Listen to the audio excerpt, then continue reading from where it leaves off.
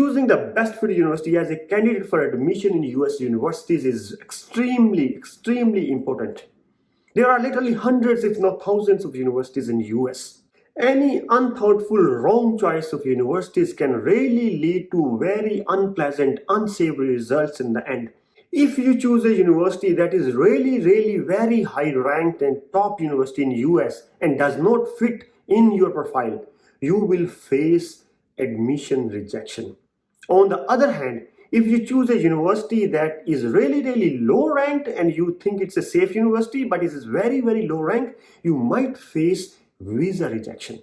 It is very important to choose the right university that fits your profile.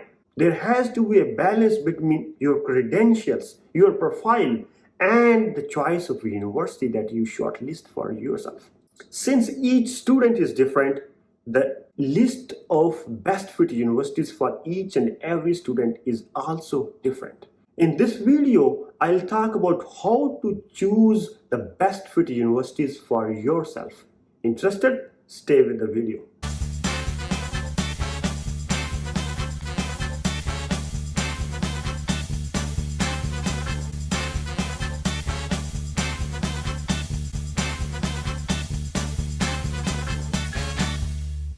Welcome back. Choosing the best fit universities requires basically two things: little bit of thinking and a lot of research work. In this video, I can help you with the first part, the thinking part. And for the second part, you can take help from your seniors who have already gone through the process and who have the knowledge of the process of the university system and the universities in the US. Or you can also take help from professionals who are offering this kind of services. Professionals offering these kind of services are often better choice because they deal with many students with similar profiles. Also, there are many websites that claim to help you choose the best fit universities for yourself using the AI, artificial intelligence. You give some input to a computer algorithm, they throw something out at your face. It's just like, I'm not really fan of those. I personally think that you don't need artificial intelligence for this kind of thing, because artificial intelligence, just respect artificial intelligence. For this simple task, you don't need any AI.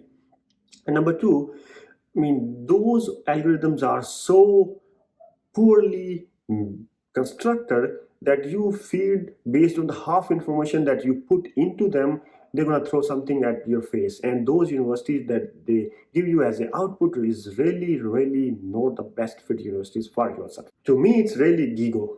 So I will advise you do your research thoroughly when you shortlist your universities. Let's talk about how can you help yourself in shortlisting best fit universities. The criteria remains the same for MS and PhD.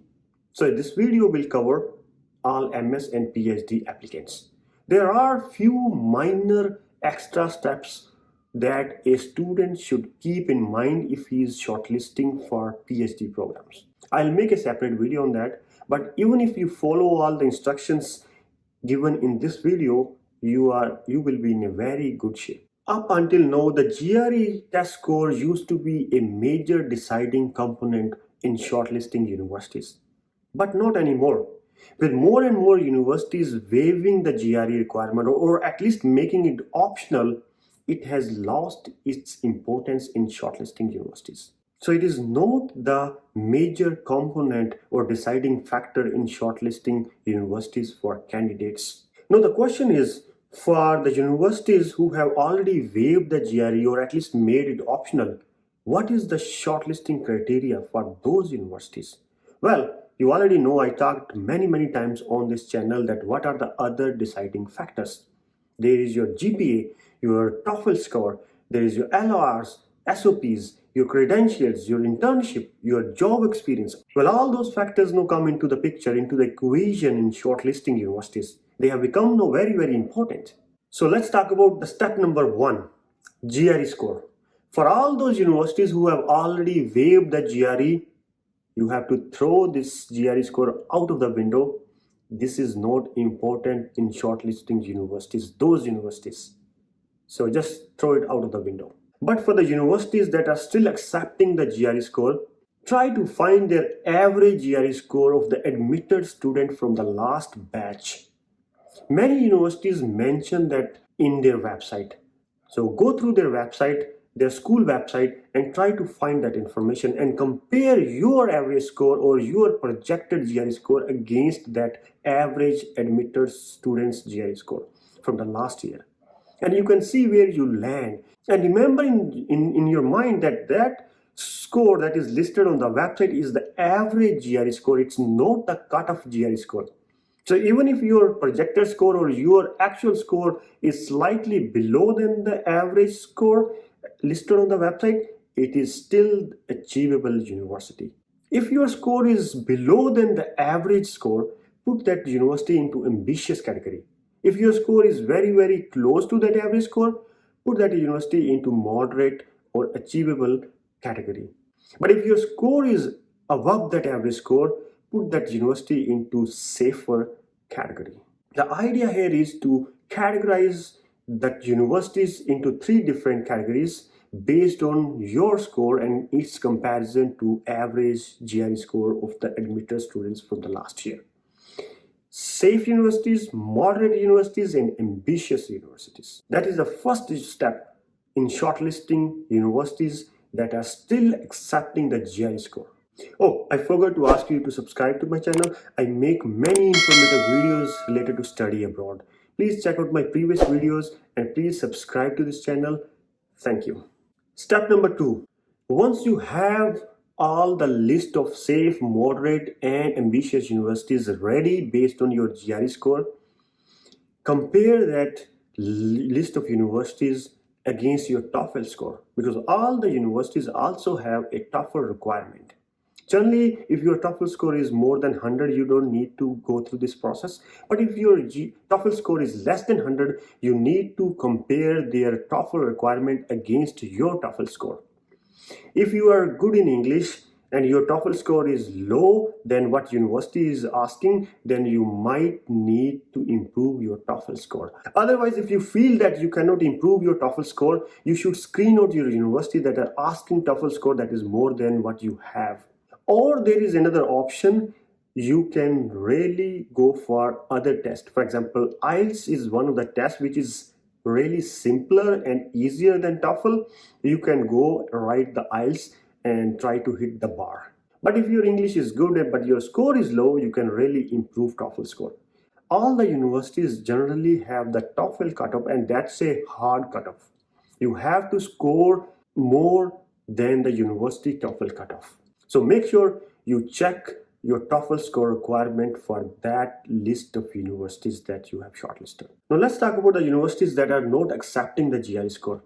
For those universities, first look at their TOEFL requirement and make sure that your TOEFL score is more than what they are asking. The next best thing you can do is try to find out the profile of the admitted students from the last year in the same course, same college in that universities. Ask your friends, relatives, or anyone in that universities and try to contact with the previous year students and see their profile. And based on their profiles, you compare those profiles with your profiles and you can make an educated guess whether that university is achievable, safe, or moderate for yourself. Also, if you have a career counselor, that is best, because career counselor or these companies that offer these kind of services, they have their own set of database. They can compare your profile with their database and they can recommend you best fit universities based on their data. Step number 3, the course structure or curriculum. It is very important that you understand the course structure or the curriculum for that university, for that course, because it will be you who is going to pursue that course for next 2 or 3 years. So it is very important that you like all the courses and you have all the courses included in the curriculum that you are going to apply for. Go through the college website, try to contact with the admission coordinator and find out that information and see that you have all the courses that interest you in that course structure. And second thing, don't think too much about cost of attendance at this point because of 2 reasons. Number 1, if you are a PhD candidate, there are very high chances that you will get some kind of TA-ship or research assistantship during your PhD program. So cost of attendance does not matter because you will have some kind of financial support and your tuition fee will be waived. Now, if you are MS student, again there are chances that you can find TA-ship or RA-ship or some kind of on-campus job, and you can really support your studies and pay off some of the tuition fees from that money.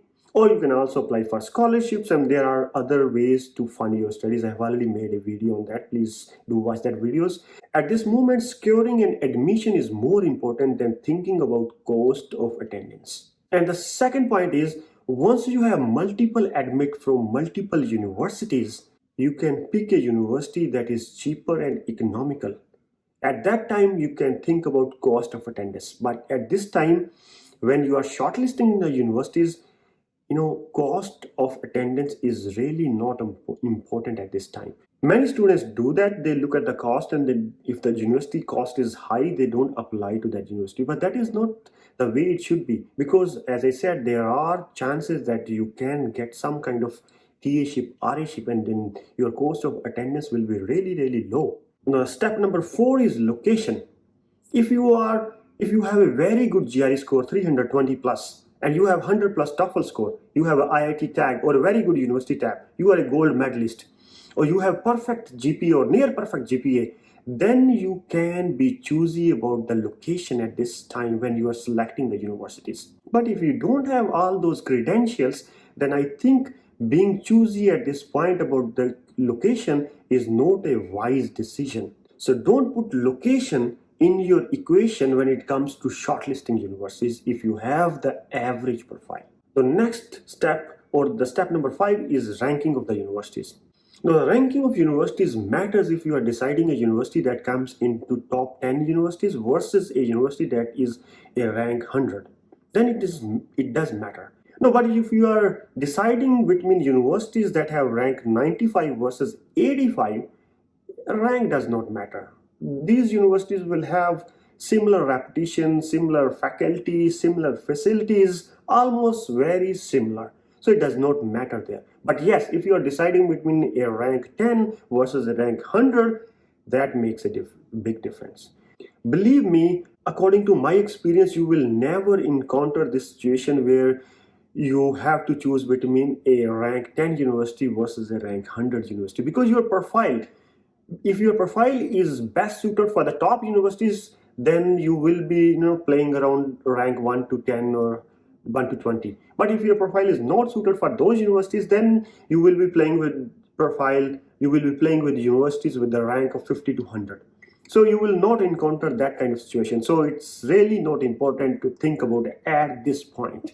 All right, so these are the steps. Once you go through all the steps, the idea is to make a list of at least 20 universities that fit into your profile, and you don't select from those 20 universities, you don't select at least 15, 5 moderate, 5 safe, 5 ambitious.